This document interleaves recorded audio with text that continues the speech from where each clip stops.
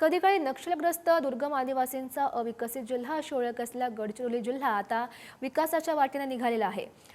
गडचिरोलीमध्ये जो एकमेव नक्षलवादी उरला आहे त्या जयराम गावडेच्या गिलनगुडा गावातही आता विकासाचे वारे पोहोचलेले आहेत।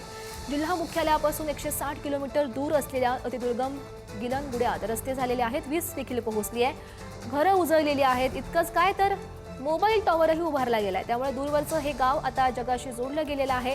कधी काळी इथला तरुण नक्षलवादाकडे वळत होता, पण आता इथली मुलं शाळेत शिक्षणाचे धडे गिरवतायत। विकासाची नवी दिशा मिळालेल्या 476 लोकवस्तींच्या या गावातून खास आढावा घेतलेला आहे आमचे प्रतिनिधी आशिष अग्रवाल यांनी। बघूयात।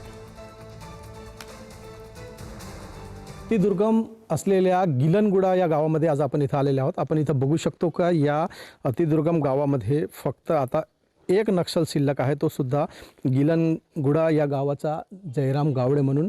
आपण इथं बघू शकतो की इथं एक जिल्हा परिषद प्राथमिक शाळा सुद्धा आहे, जिथं वर्ग 1 ते 4 पर्यंतचे विद्यार्थी शिक्षण घेत आहेत। महत्त्वाचे म्हणजे इथे एक अंगणवाडी सुद्धा आहे आणि या अंगणवाडीमध्ये सुद्धा चिमुकले शिक्षण घेत असल्याची माहिती सुद्धा प्राप्त झालेली आहे।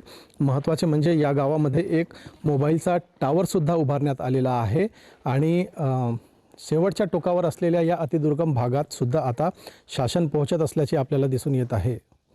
पुढारी न्यूजसाठी आशिष अग्रवाल, गडचिरोली।